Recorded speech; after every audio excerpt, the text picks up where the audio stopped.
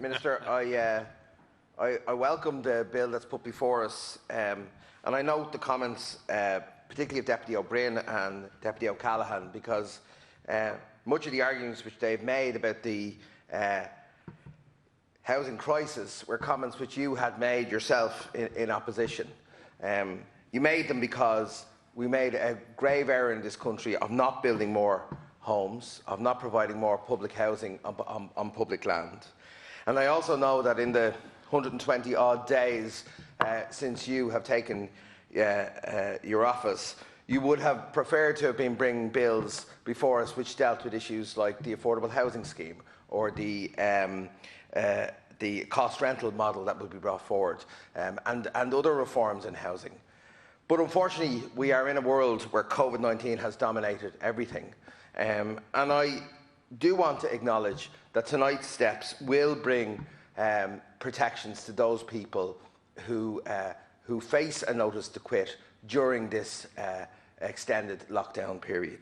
And I think it does two things. I think it provides that reassurance, but secondly, it puts it on an automatic basis so that we do not have to be considering this each time. And I hope we do not have to go into another level 5 period. But as the Taoiseach says, we do not know what is ahead of us. And therefore, I think it is a very sensible measure to put it on such a footing.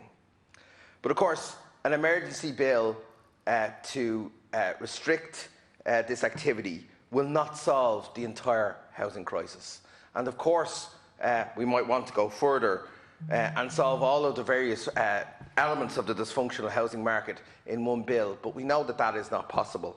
And I often think in opposition you have the luxury of calling for things which the Attorney-General will give advice against, but in government you don't have that luxury.